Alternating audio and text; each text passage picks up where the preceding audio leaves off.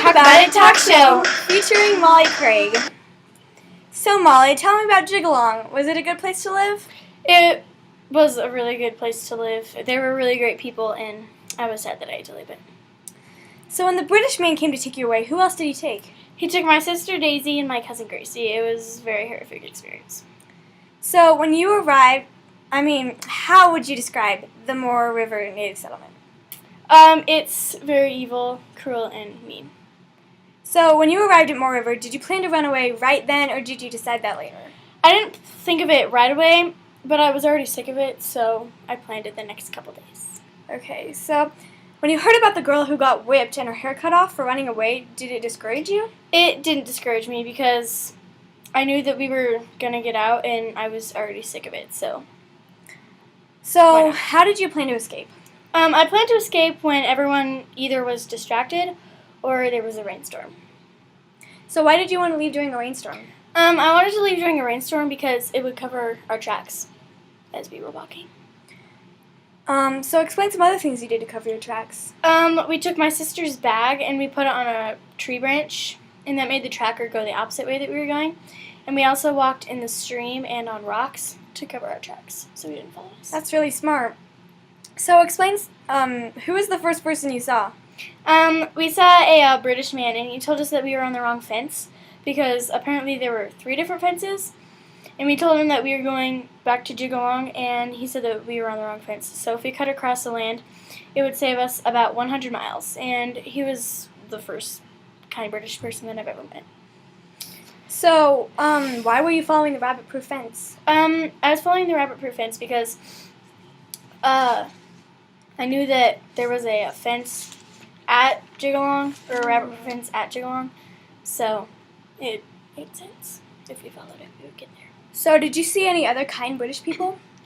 There was a house that did have chickens, and I went to get some of the chickens, to get some of the eggs, sorry. And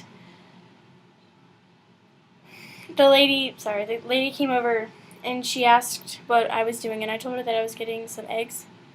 But she said if I wanted food, then I'd ask for it in a very strict voice. And so she gave us a bag of food, and she gave each one of us a coat. That's really nice. Mm-hmm. So, did you meet any Aboriginal people along the way? We actually happened to meet 2 Aboriginal people. So, one was a man, and I saw him coming, and I got my cousin and my sister behind a tree, so just in case he was looking for us. But I came out, and I asked him if he had food and if we could have some, and he said yes, and he gave us part of a kangaroo tail, and then he gave us some matches. Kangaroo, wow. It was pretty good. And there was a lady that we saw on our way, and we whistled to her. That's what we usually do to get people's attention. But we whistled to her, and she came over, and she asked us where we were going and where we came from. And we told her where we were coming from and where we were going. And she said that she had apparently been to the Moore River Native Settlement too, and she escaped. And she was a slave from there on. And she let us sleep in a bed, in one of the beds that they had, and I also stole some of her socks. Why did you steal socks?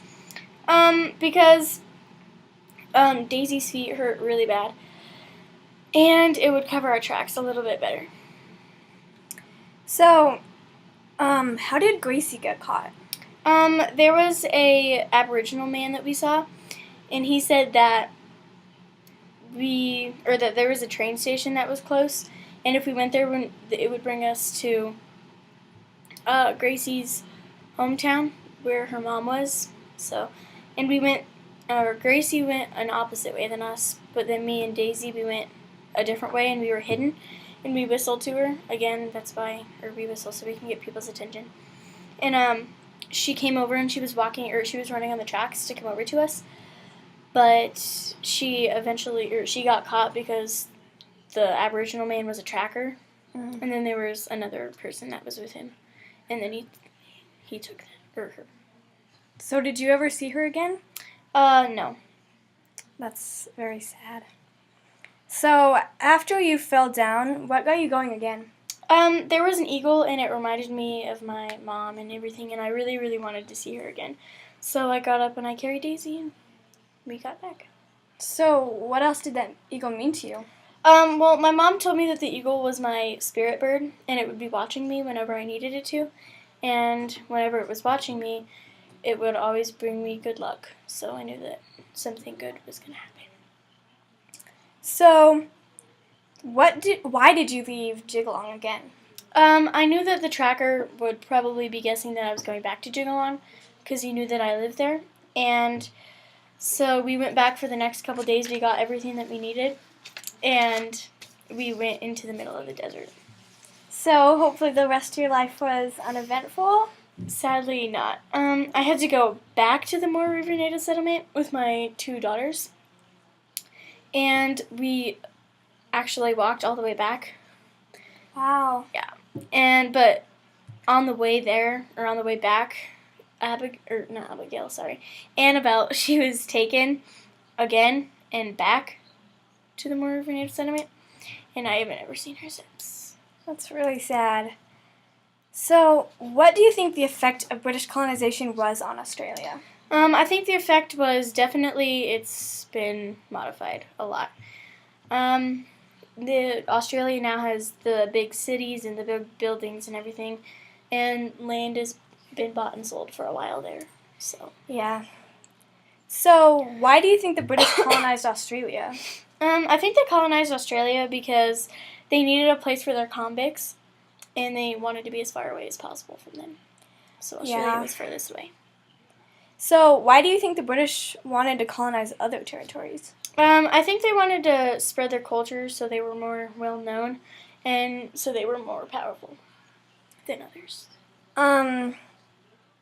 So what was the Aboriginal culture like before the British arrived? We definitely lived in harmony with the environment, and we had totems, and we had responsibility for the totems, and you respected anything that it represented, anything that was like it that it represented. And we had specific songs, dances, and stories that we told the children. And, we painted our bodies for special ceremonies like birthdays and stuff. That sounds kind of like the Native Americans. Yeah. Sounds like you did a lot of the same stuff. Mm-hmm. We did. So, why do you think the British wanted to change your culture? I think they wanted everyone to be like them. And they said that we were using the land wrong. Yeah. Because apparently they buy and sell the land. Yes. But we don't, so. Yeah, just because you were different. Yeah, it doesn't mean they had to kick us out. Yeah. So, how did the British change our culture?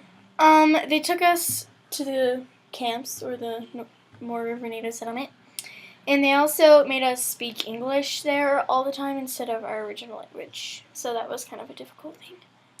Yeah. So, what has been the long-term effect of the British colonization on Australia for the Aboriginal culture? There isn't many Aboriginals left because they wiped most of us out. Yeah. And they also invaded our space, and we couldn't and still can't go back because of all the cities, because the spot that was reserved for us was kind of taken over by cities. Oh. And they also separated us from our children, which is also kind of like the Native Americans. Yeah. So, thanks for coming and for answering my questions. Thank you for having me. It was my pleasure. Yeah, so that's it for Talk About It Talk Show.